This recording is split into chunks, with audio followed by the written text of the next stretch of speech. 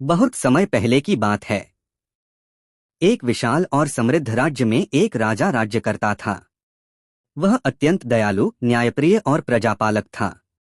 प्रजा उसे पिता समान मानती थी, क्योंकि वह सदैव दुखियों की सहायता करता और हर किसी के सुख दुख को अपना समझता था। परंतु इतने गुणों के बावजूद राजा के हृदय में एक गहरा दुख छिपा था। वह निःसंतान था। राजमहल में वैभव तो था, पर किलकारियों की गूंज नहीं। राजा ने अनेक ऋषिमुनियों की सेवा की, यज्ञ किए, व्रतोपवास रखे, पर वर्षों बीत जाने पर भी उसकी गोद सूनी ही रही। एक दिन राजा अत्यंत उदास होकर अपने महल के बगीचे में आकर बैठ गया। ठंडी हवा चल रही थी, फूल मुरझाए से लग रहे थे। राजा की आंखों से आंसू बह निकले। वह मन ही मन बोला, हे ईश्वर, न जाने किस जन्म का पाप है कि मुझे संतान सुख से वंचित रहना पड़ रहा है। तभी अचानक आकाश में तेज प्रकाश फैल गया। पूरा बगीचा दिव्य रोशनी से भर उठा। उसी क्षण आकाशवाणी हुई, हे राजन, तुम्हारे घर एक पुत्री जन्म लेगी। वह अत्यंत सुंदर और यशस्वी होगी, पर उससे पहले तुम्हें गौ माता की निःस्वार्थ सेवा करनी होगी।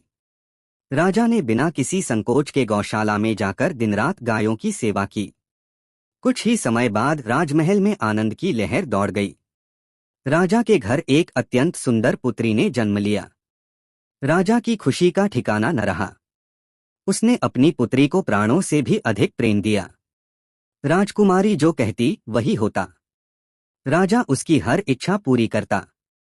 वह उसके साथ बगीचे में खेलता, उसे गोद में उठाकर घुमाता। लेकिन अत्यधिक लाड़ प्यार ने धीरे धीरे राजकुमारी के स्वभाव को बदल दिया। राजा को उसकी गलतियां दिखाई देना बंद हो गईं। समय के साथ राजकुमारी क्रूर, आलसी और घमंडी हो गई। वह दासियों को छोटी छोटी बातों पर सताती, उनकी पीड़ा से उसे कोई फर्क नहीं पड़ता। यहाँ तक कि वह राजा की बात भी मानना छोड़ चुकी थी। एक दिन राज्य में भयानक अकाल पड़ा।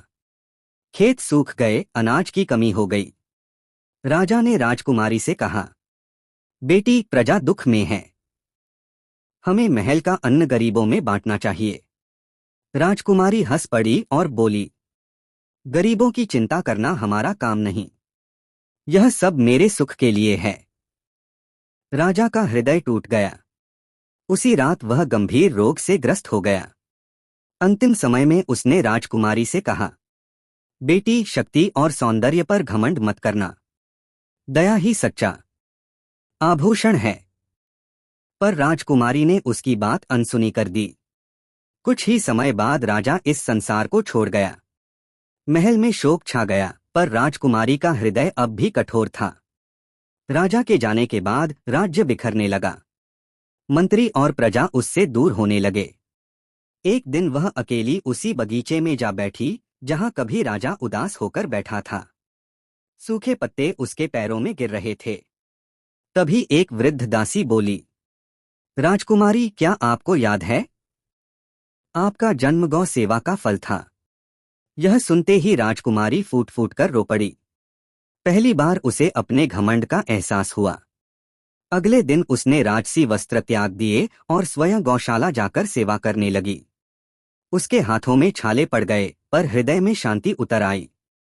उसने दासियों से क्षमा मांगी और प्रजा की सेवा करने लगी। एक रात गौशाला में सोते समय उसे स्वप्न आया। दिव्य प्रकाश के बीच गौ माता के स्वरूप में देवी प्रकट हुई।